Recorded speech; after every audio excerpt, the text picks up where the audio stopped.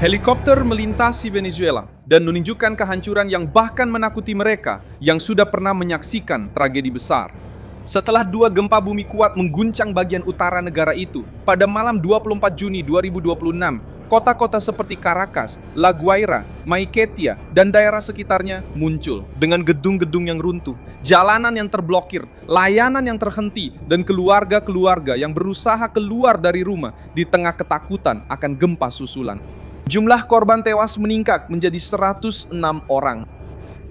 Menurut informasi yang disampaikan oleh Delcy Rodriguez, hampir 1.000 orang terluka dan tim penyelamat berpacu dengan waktu untuk menemukan para penyintas. Guncangan terjadi secara beruntun. Gempa pertama berkekuatan 7,2, lalu disusul gempa lain berkekuatan 7,5 di daerah dekat Yumari dan Montalba, sebelah barat Caracas. Survei Geologi Amerika Serikat menetapkan kasus ini sebagai peringatan merah dan memperkirakan melalui model otomatis bahwa kemungkinan korban tewas antara 10.000 hingga 100.000 jiwa masih belum bisa dikesampingkan. Angka tersebut bukanlah data resmi, tetapi menunjukkan besarnya risiko yang ada. Venezuela sekarang meminta bantuan, sementara negara-negara lain seperti Amerika Serikat, Brazil, Tiongkok, dan El Salvador menawarkan bantuan.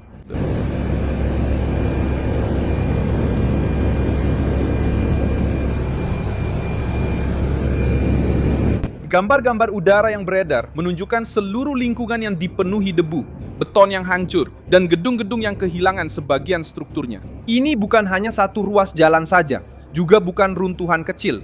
Gempa bumi mengguncang sebuah wilayah yang penuh dengan permukiman, gedung-gedung tua, area padat, dan layanan publik yang sudah beroperasi di bawah tekanan. Dari atas, besarnya terlihat jelas tanpa filter, dengan blok-blok yang terdampak, kendaraan yang terhenti, warga di jalanan, dan tim-tim yang berusaha membuka jalan di antara puing-puing. Guncangan terjadi di utara Venezuela pada sore hari Rabu 24 Juni 2026. Guncangan pertama sudah cukup kuat untuk menakuti penduduk.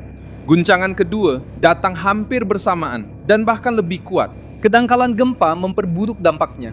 Gempa dangkal biasanya menyebabkan kerusakan. Kerusakan lebih besar terjadi karena energi sampai ke permukaan dengan lebih kuat, menghantam gedung, rumah, jembatan, jalan, dan jaringan listrik hanya dalam beberapa detik.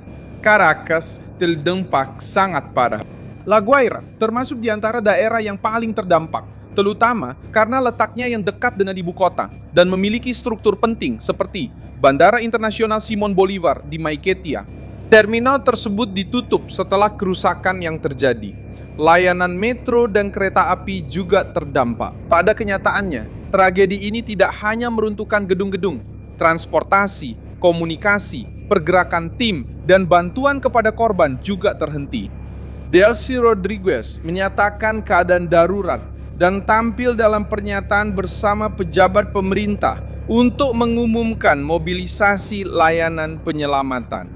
Pemerintah Venezuela telah mengkonfirmasi adanya korban tewas dan luka-luka. Namun, mereka juga menegaskan bahwa jumlah tersebut masih bisa berubah. Ini adalah poin yang sensitif bagi pemerintah. Dalam tragedi dengan banyak bangunan runtuh, angka awal biasanya lebih kecil dari kenyataan yang ditemukan kemudian karena ada area yang sulit diakses, gangguan komunikasi, dan keluarga yang masih mencari kerabat mereka. Layanan Geologi Amerika Serikat menetapkan peristiwa ini pada status siaga merah untuk korban jiwa dan kerugian ekonomi. Para kepala negara dan pemerintahan sudah menyatakan solidaritas dan siap mengirimkan bantuan kemanusiaan, produk medis, serta tim penyelamat. Daftar tersebut mencakup beberapa negara yang pernah mengalami gempa bumi dahsyat seperti Amerika Serikat, Turki, Meksiko, dan juga Portugal di sini. Presiden di sini, Presiden Portugal, Antonio José Seguro, juga menyatakan keprihatinannya atas apa yang terjadi dan mengatakan bahwa beliau sedang memantau situasinya. Presiden Meksiko Claudia Sheinbaum mengatakan telah menginstruksikan persiapan bantuan yang diperlukan. Dan untuk saat ini, Venezuela telah meminta dukungan dari tim penyelamat dan tim medis khusus. Presiden Lula menyatakan keprihatinan dan duka yang mendalam serta meminta pemerintah Brasil untuk mempelajari langkah-langkah bantuan yang dapat diambil oleh negara kita. Demikian pula, pemerintah Ekuador menyampaikan solidaritas kepada saudara-saudara di Venezuela dan mengonfirmasi bahwa mereka telah menyiapkan pengiriman bantuan kemanusiaan segera ke sana.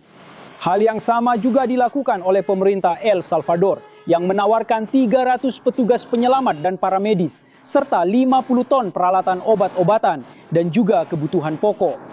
Di Chili, kepresidenan juga bergabung dengan kelompok ini menyatakan dukungan, mengatakan bahwa mereka siap membantu pemerintah Venezuela untuk mengordinasikan pengiriman bantuan kemanusiaan dan bekerja sama dengan tim penyelamat.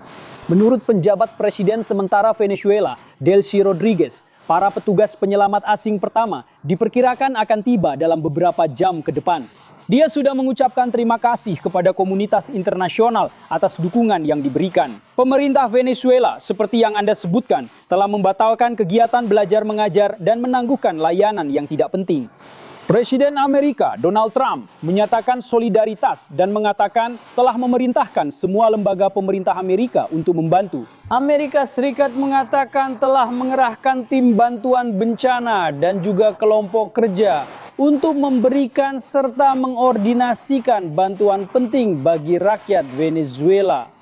Tiongkok, teman-teman, yang sebelumnya merupakan pembeli utama minyak Venezuela, sebelum Nicolas Maduro ditangkap dan dipenjara oleh militer Amerika, menyatakan akan melakukan apapun yang bisa untuk membantu. Pemerintah Beijing mengatakan bahwa sampai saat ini belum ada konfirmasi. Beijing mengatakan bahwa ada konfirmasi. Perkiraan 10.000 hingga 100.000 korban tewas bukanlah jumlah resmi, melainkan proyeksi yang dibuat berdasarkan kekuatan gempa, kepadatan penduduk, dan kerentanan bangunan. Itulah sebabnya angka tersebut sangat berdampak.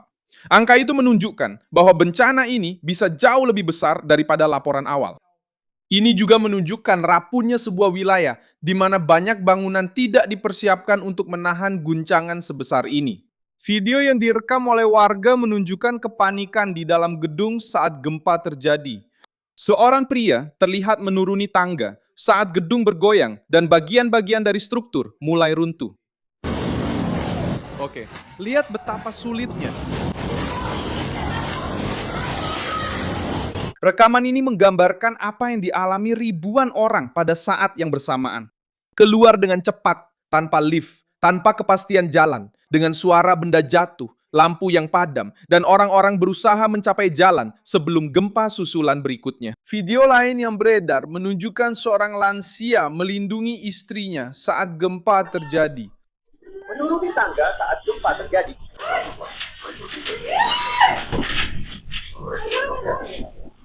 Video yang direkam oleh warga. Terima kasih.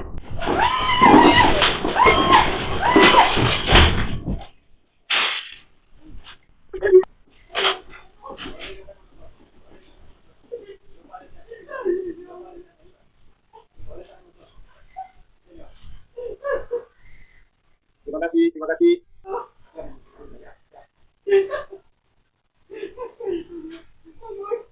Wilayah pesisir yang dekat dengan Caracas mengalami kerusakan parah dan menjadi zona perhatian utama. Penutupan bandara di Maiquetía menyulitkan masuknya bantuan dan meningkatkan tekanan pada jalur alternatif. Setiap jam yang hilang sangat merugikan upaya pencarian. Sebanyak 164 korban tewas yang diumumkan sejauh ini adalah jumlah yang sudah diketahui. Kisaran antara 10.000 hingga 100.000 muncul sebagai perkiraan teknis. Kemungkinan besarnya keruntuhan bangunan, kepadatan kota, dan jumlah orang yang masih belum bisa dihubungi menjelaskan mengapa para ahli melihat risiko peningkatan jumlah korban secara signifikan. Venezuela sedang dalam keadaan darurat dengan kota-kota yang terluka, layanan yang ditangguhkan, dan penduduk yang berusaha memahami besarnya peristiwa yang terjadi. Negara ini sekarang bergantung pada penyelamatan yang cepat, informasi yang jujur, dan bantuan nyata untuk mencegah agar tragedi ini tidak semakin membesar. Saya Milson Alves, internasional. Saya seorang nasionalis. Dan tujuan saya adalah membuat Anda tetap mendapat informasi yang benar setiap hari. Tautan berita ada di deskripsi video. Beri suka pada video ini, berlanggananlah ke kanal. Dan di akhir, lihatlah komentar-komentar agar Anda bisa semakin terlibat dengan komunitas Milson Alves. Sampai jumpa di video berikutnya.